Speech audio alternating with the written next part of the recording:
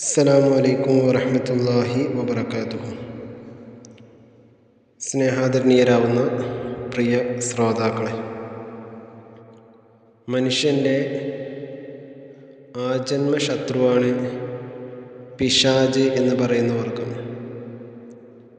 കാരണം അല്ലാഹു സുബ്ഹാനഹു വ തആല തന്നെ പറയുന്നത് ഇന്നഹു ലക്കും അദുവ്വുൻ മുബീൻ, സ്പഷ്ടമായിക്കൊണ്ടും പിശാച് നിങ്ങളുടെ ശത്രുവാണ് എന്നുള്ളത്. ആ പിശാച് എപ്പോഴും നമ്മളെ നാശത്തിലേക്കും അള്ളാഹുവിനെ കുറിച്ച് ഓർക്കുന്നത് തടയുന്നതിന് വേണ്ടിയിട്ടൊക്കെയാണ് പിശാച്. ചുരുക്കി പറഞ്ഞ അധപ്പതനത്തിൻ്റെ ഒരു ജീവിതത്തിലേക്കും നരകത്തിലേക്കുമാണ് പിശാച് നമ്മളെ ക്ഷണിച്ചുകൊണ്ടിരിക്കുക.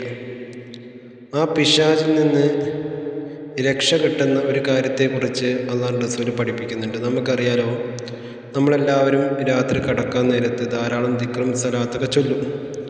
അങ്ങനെ പറഞ്ഞിടത്ത് അള്ളാഹുവിൻ്റെ റസൂൽ പറഞ്ഞതാണ്, ഖാല റസൂലുള്ളാഹി സ്വല്ലല്ലാഹു അലൈഹി വസല്ലം, മൻ ഖറഅ ആയത്തുൽ കുർസി ഫീ ലൈലത്തിൻ ലം യസൽ അലൈഹി മിനല്ലാഹി ഹാഫിദുൻ വലാ യഖ്റബുഹു ശൈത്താൻ ഹത്താ യുസ്ബിഹ.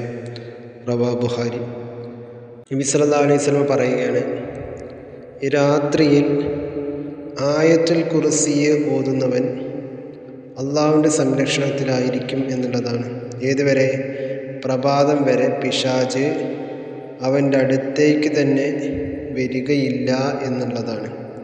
അപ്പോൾ അതുകൊണ്ട് എൻ്റെ ശബ്ദം ശ്രവിക്കുന്ന പ്രിയ ശ്രോതാക്കൾ, സത്യവിശ്വാസികൾ, നിങ്ങൾ ഉറങ്ങാൻ കിടക്കുമ്പോൾ പ്രവാചകൻ നബി സല്ലല്ലാഹു അലൈഹി വസല്ലം പഠിപ്പിച്ചു തന്നതുപോലെ സൂറത്തുൽ ബഖറയിലെ ആയത്തുൽ കുർസി എന്നറിയപ്പെടുന്ന, നമുക്കൊക്കെ ധാരാളം അറിയുന്ന ഒരായത്താണിത്.